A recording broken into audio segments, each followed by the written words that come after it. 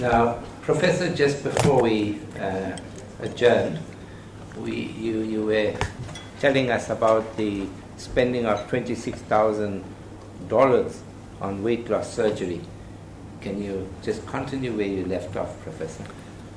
So the argument was that perhaps the low carbohydrate diet would be more effective, and at least that should be tried initially. And the good news, incidentally, is that we've probably got an hour's left with testimony, and I say that because there's a thing called the end spurt in sport, and so the last lap is much quicker. And this paper was published, as you'll notice, the 19th September 2016, so it's hot off the press, and it addresses the effects of a low carbohydrate ketogenic diet in people with type 2 diabetes. And the conclusions are the following. So this is a very recent study.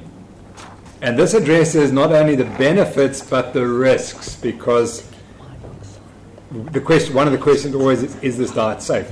So there were no significant difference in the laboratory safety parameters found between the two study groups. Weight loss and reduction in waist circumference in the very low carbohydrate ketogenic diet were significantly larger than the control groups. The decline in HbA1c, which is a measure of glucose control, was larger in the very low carbohydrate ketogenic diet group. So they benefited more, so their glucose control was better. But this is the key: no serious adverse events were reported in the VLCK diet group, declined at the last follow-up. So there was mild renal insufficiency in the VLCK diet. So the interventional weight loss program based on a VLCK diet is most effective in reducing body weight and improvements of glycemic control than a standard hypercaloric diet, with safety and good tolerance for type 2 diabetes. So this is just one of many studies showing that a low carbohydrate diet, and particularly a very low carbohydrate diet, is beneficial for people with type 2 diabetes, and it does not carry risk. So now, why is this important? And the importance is that we're suddenly realizing that the way we've managed diabetes is wrong, and that the medical model in which we prescribe medications or insulin is not making any difference to the outcome. So this addresses the issue of conventional advice. So this is a paper also published very recently in 2016, in September 2016, and it's titled Glycemic Control for Patients with Type 2 Diabetes Mellitus, Evolving Faith in the Face of Evidence. And that's, in a sense, what we're about. We have a faith in our treatment, and then the evidence changes, and what are we going to do? Are we going to change, or are we going to continue to be the same way?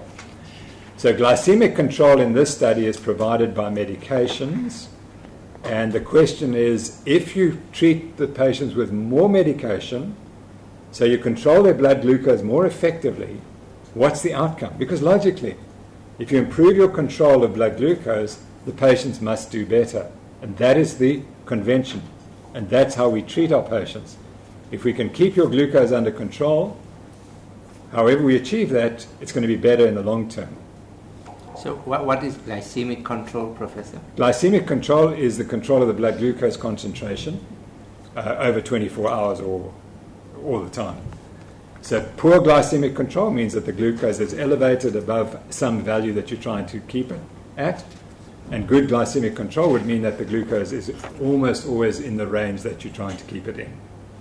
And of course, what's the key driver of changes in glycemic blood glucose levels? It's carbohydrate intake. And so this is a meta-analysis of significant number of studies, and it said the evidence reported no significant impact of tight glycemic control on the risk of all these complications, which are the complications of diabetes. And they make the point, however, in the past decade, most published statements and guidelines, so this is the convention, unequivocally endorsed benefit of tight glycemic control. So in other words, what they're saying is that when the guidelines were drawn up by the experts said the better the control, the better the outcome. And the evidence was not there and is not there. And then it says there's also no significant effect of tight glycemic control on all these other factors. And then they come down to between 2006 and 2008, most statements endorsed the benefit of tight glycemic control. So all the authorities, when they got together, they said tight glycemic control is very valuable. But in 2008, the first study came out, the ACCORD study, which suggested that tight glycemic control didn't help the patients. And thereafter, only a minority of guidelines continued to endorse tight glycemic control.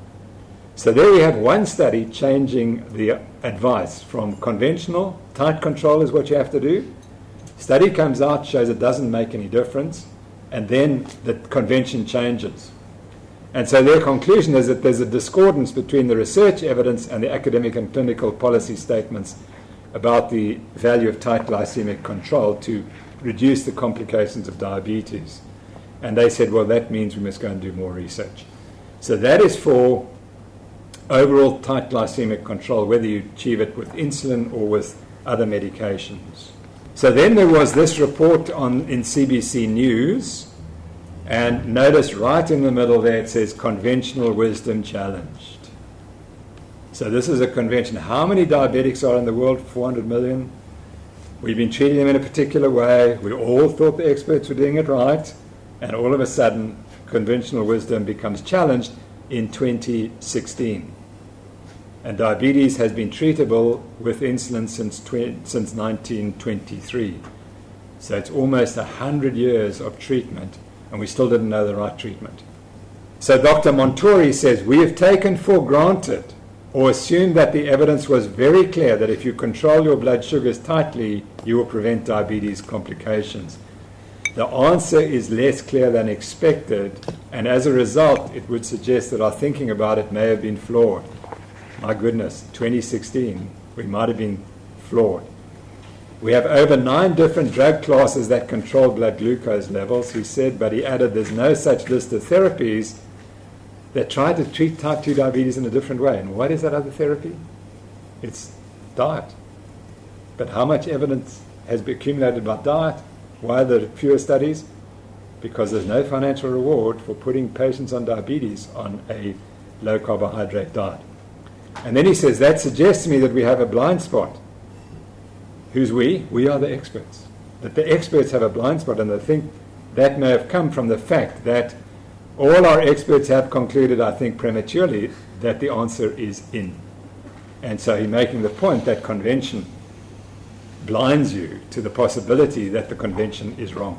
And now to just confirm, he has another paper also come out a few months ago. I can't see the date, but it's within the last few months. 2016. There we go.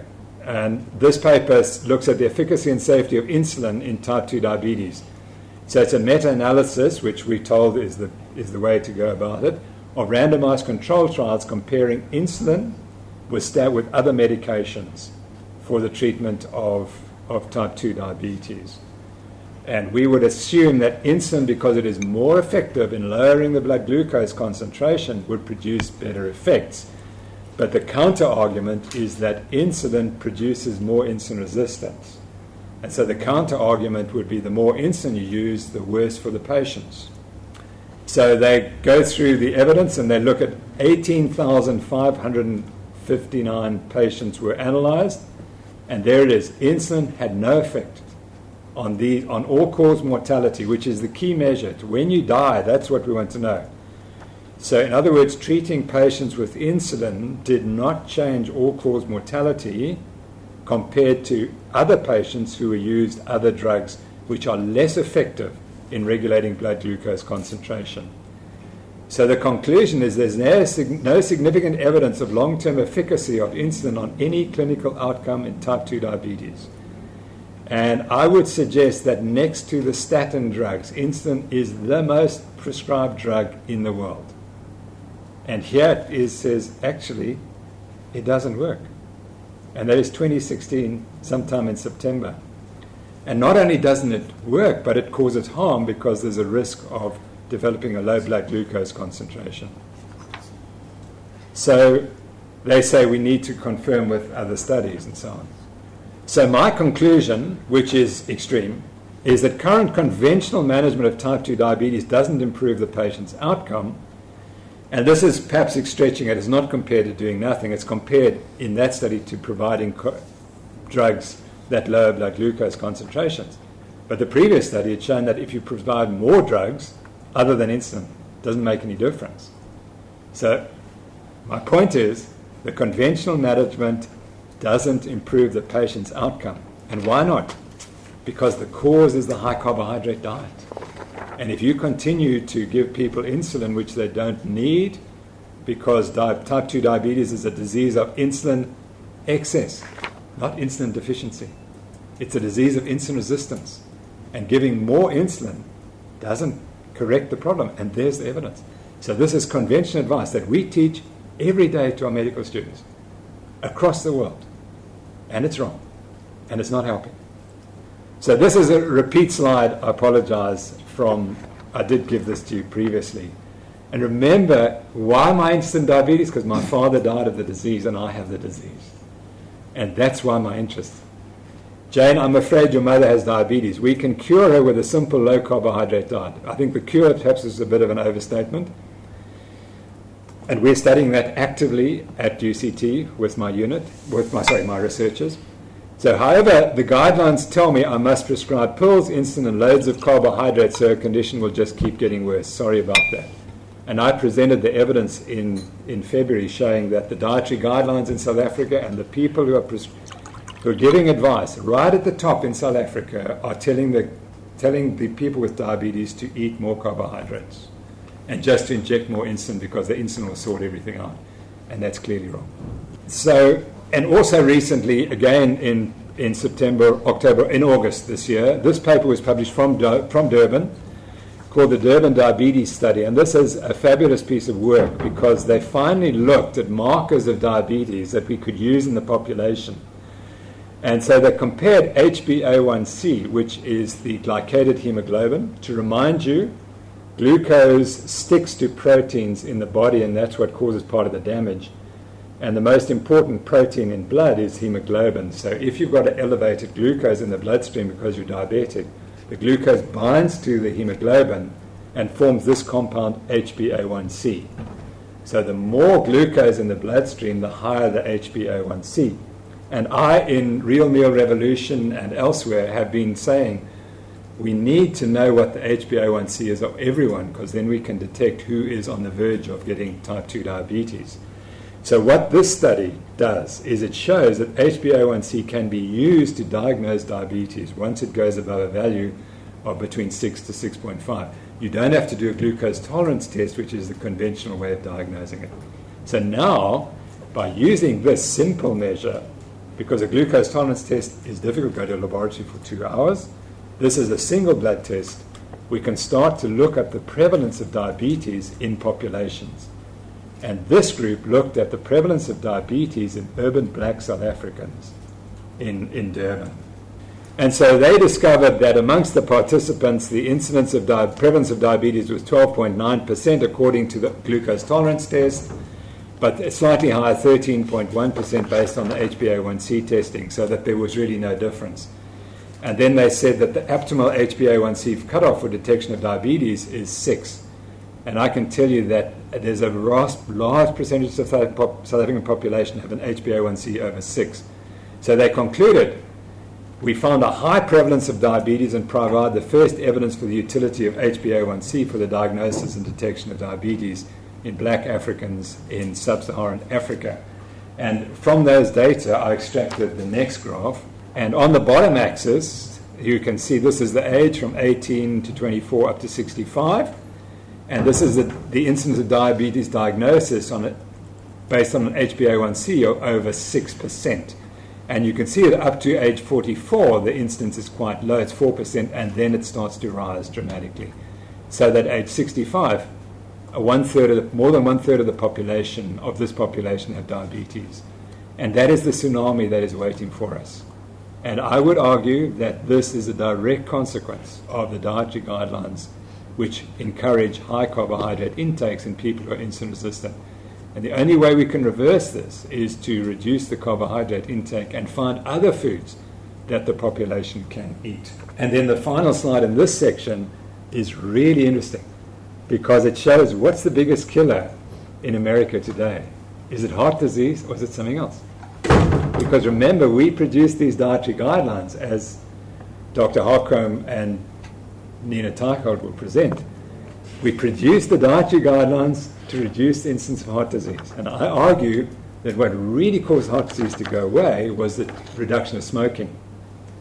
And what I argue is that the high carbohydrate diet simply converted people from that heart disease to diabetes. And diabetes is a much more serious disease. So here's the outcome. So what we have here in the red line is the United States data for deaths from heart disease. And you will see that in 2009, they crossed over with something else. And so those are heart disease, which my view is that that's due to reduced smoking and other things, but reduced smoking was the main thing. And what is this green line?